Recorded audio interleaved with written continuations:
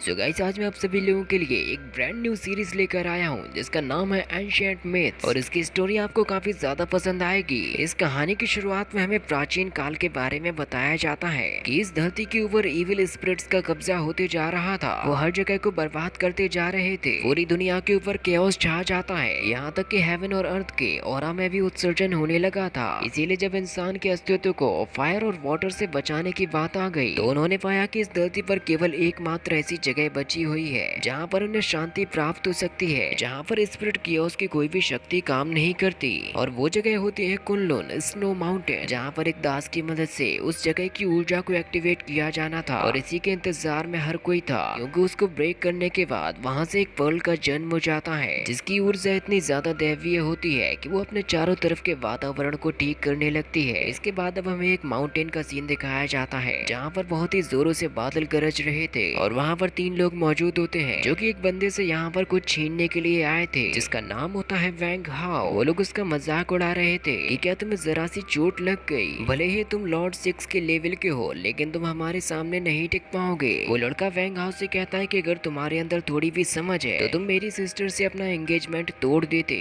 वरना तुम्हें इसका खामियाजा भुगतना पड़ेगा। तो वैंग हाओ कहता है कि उस कॉन्ट्रैक्ट को हमारे पेरेंट्स ने बनाया था और सुमो यू को तो केवल धन दौलत की ही लालच है, लेकिन मैं इस तरीके से उसके साथ में खड़ा नहीं रह सकता क्योंकि लोग भी तो मुझे इसके लिए धमकाते ही हैं। और अगर तुम इस कॉन्ट्रैक्ट को हासिल करना चाहते हो तो तुम्हें मुझसे ये छीनने पड़ेंगे। इसीलिए वो बंदा वैंग हाओ के ऊपर हमला करने के लिए तैयार होता है। वो कहता है कि अगर तुम ऐसा चाहते हो तो फिर ऐसा ही हो जाएगा, अब चलो तुम मेरा सामना करके दिखाओ। तो वैंग हाओ उससे कहता है कि तुम केवल सू फैमिली पर ही भरोसा करते हो सकता है कि शायद आज मैं यहाँ पर मारा जाऊँ, लेकिन अगर मुझे दोबारा से जन्म मिलता है तो तुम्हें इसके लिए मेरा 100 गुना ज्यादा इंतजार करना पड़ेगा। जिसके बाद फिर वैंग हाओ वहीं से छलांग मारकर नीचे चला जाता है, लेकिन ये खाई इतनी ज्यादा गहरी थी कि वो इसमें से बचने वाला नहीं था। वहाँ पर खड़ा हुआ बंदा कहता है कि ये तो बेवकूफ निकला और फिर वो वहाँ से चला जाता है क्योंकि उसे यकीन था कि यहाँ पर वैंग हाओ मारा गया। वैंग हाओ अभी भी हवा में ही मौजूद था और वो कहता है कि अगर इस जिंदगी के बाद में मुझे और जीवन मिलता है तो मैं खुद को इतना काबिल बनाऊंगा कि कोई भी मुझे बुली ना कर पाए और अपने सभी दुश्मनों से बदला भी लूंगा। इस दुनिया से मुझे अपने लिए इंसाफ चाहिए जो मुझे आज तक कभी भी नहीं दिया गया। तभी वैंग हाओ के ऊपर एक बहुत ही ज्यादा पावरफुल लाइटनिंग स्ट्राइक होती है जिसकी वजह से वो टेलीपोर्ट एक दूसरी जगह पे हो जाता है। वैंग हाओ खुद से ये सवाल पूछ रहा था कि क्या वो स्पिरिट वर्ल्ड में आ चुका है, क्या असल में उसकी मौत हो चुकी है। उसे लग रहा था कि वो आत्माओं के समंदर में तैर रहा है, लेकिन तभी उसके पास में वो ग्रीन पर्ल आ जाता है। वैंग हाओ कहता है कि ये तो नोबल और हेल्दी स्पिरिट है, लेकिन फिर वो स्पिरिट वैंग हाओ को अपनी ओर खींचने लगती है जिससे कि अब वो एक काफी तेज रोशनी के साथ में अपनी ही दुनिया में वापस आ जाता है। अगले ही सीन में हमें किसी के घर का सीन दिखाया जाता है जहाँ पर एक ओल्ड मैन जो सॉन नाम के आदमी से कहता है कि कल रात तो काफी तेज बारिश हुई थी, तो यंग मास्टर खुद को बचाने के लिए चट्टान के नीचे छिप गए थे और आज की सुबह भी कितनी ज्यादा सुहानी लग रही है। जूसान कहता है कि हाँ मैं सब कुछ सुन रहा हूँ, जो कि अभी अपनी प्रैक्टिस कर रहा था। और वैसे जो वो आप मुझे ये बताइए कि हमें तो काफी देर हो चुकी है उठे हुए, लेकिन हमारे यंग मास्टर तो अभी तक नहीं उठे हैं, जो कि उनका हर रोज का ही काम है। अगर वो हर रोज ही ऐसे करते रहे तो मास्टर तो उनको अपने घर से ही निकाल देंगे। तो जो वो वहाँ पर जो सान से कहता है कि इससे हमें कोई फर्क नहीं पड़ता कि यंग मास्टर कहाँ जाएंगे, वो जहाँ भी जाएंगे हमें भी उनके साथ में ही जाना पड़ेगा। लेकिन तभी उनके हाउस में एक काफी पावरफुल एनर्जी ब्लास्ट होता है जिसका एहसास उन्हें बाहर तक भी महसूस होता है। जो वो जो शान से कहता है कि रुक जाओ, अभी तुम्हें अंदर नहीं जाना चाहिए क्योंकि ये बहुत ही ज्यादा ताकतवर ऊर्जा है। और अंदर कल्टीवेट कर रहा था वैंग हाओ जिसके अंदर केओस के सीड्स की पावर आ चुकी थी, लेकिन वो उनका इस्तेमाल कभी भी गलत तरीके से नहीं करता। वैंग हाओ कहता है कि अभी भी मेरी स्पिरिट का रीशेप नहीं हुआ है,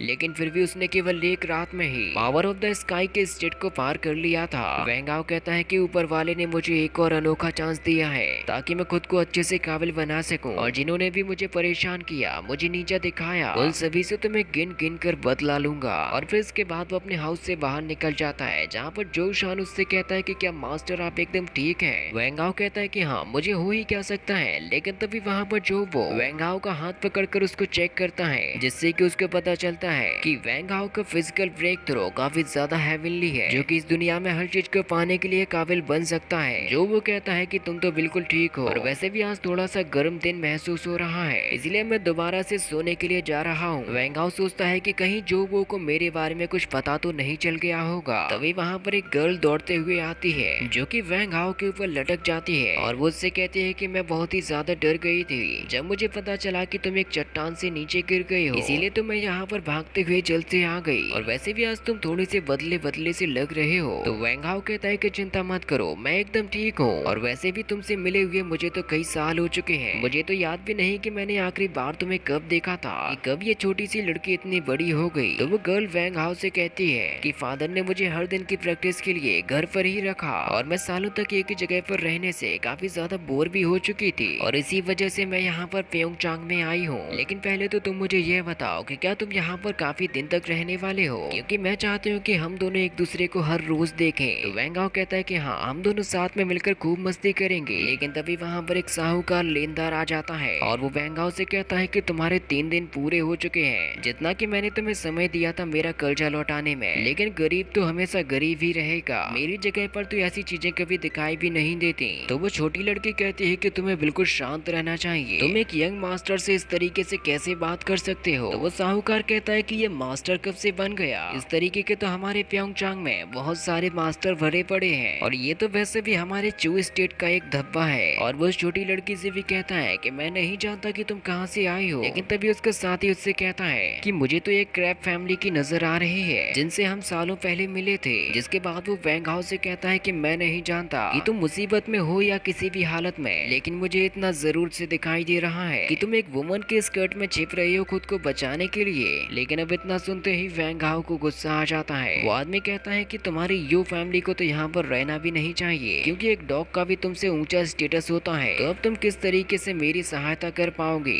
वैंग हाओ तभी जोसान से कहता है कि जाकर दरवाजे को बंद कर दो। इसीलिए वो तुरंत ही जाकर अपने घर के दरवाजे को बंद कर देता है। साहूकार के साथ ही जोसान के सामने तो टिक भी नहीं पाते, क्योंकि वो है ही इतना विशालकाय और शक्तिशाली। वो आदमी वैंग हाओ से कहता है कि तुमने ये दरवाजे बंद क्यों किए हैं। तो वैंग हाओ कहता है कि अब एक डॉग तुम्हें अपनी औकात दिखाने वाला है। जिसके बाद अब वो आदमी अपनी पावर्स के साथ में वैंग हाओ की तरफ बढ़ने लगता है। लेकिन वैंग हाओ तो उसको अपने एक हाथ से ही रोक लेता है, यहाँ तक कि वो वैंग को मारने के लिए अपने एक पावरफुल पंच को भी क्रिएट करता है। लेकिन उससे वो वैंग का कुछ भी नहीं उखाड़ पाता, यहाँ तक कि वैंग उसकी खूब जमकर धुलाई कर रहा था। तो वो आदमी वैंग से कहता है कि आखिर ऐसा हो कैसे सकता है, तुम जैसे कमजोर लड़के में इतनी ताकत कैसे आ सकती है। वैंग हाओ एक ही झटके में उसके हाथ को भी तोड़ देता है और फिर वो जैसे ही उसके गालों पर थप्पड़ जड़ना शुरू करता है, वो थप्पड़ मारते मारते उसके दोनों ही गालों को लाल कर देता है। जो वो कहता है कि अब फाइनली वैंग अपने बदले को पूरा कर रहा है। उस साहूकार की बहुत ही बुरी हालत हो चुकी थी और वो वैंग हाओ से कहता है कि मैं तुम्हें छोड़ूंगा नहीं। तो वैंग हाओ जोसान से कहता है कि चलो दरवाजे को खोल दो। तो वो नौकरों को उठा के बाहर फेंक देता है और साहूकार एक एक किक में गुलाटियां मारते हुए बाहर पहुंच जाता है। वैंग हाओ कहता है कि अब इसके मालिक को ऋण चुकाने का वक्त आ चुका है और इसी के साथ में ये एपिसोड यहीं पर खत्म हो जाता है। सो गाइस, आप लोगों को ये सीरीज का फर्स्ट एपिसोड कैसा लगा हमें कमेंट में जरूर बताएं। साथ ही मैंने आप लोगों के लिए एक लॉन्ग एक्सप्लेनेशन बनाया है जिस पर मुझे सब्सक्राइबर्स की काफी ज्यादा जरूरत है, जिसकी वीडियो लिंक अभी आपको स्क्रीन पर दिखाई दे रही होगी।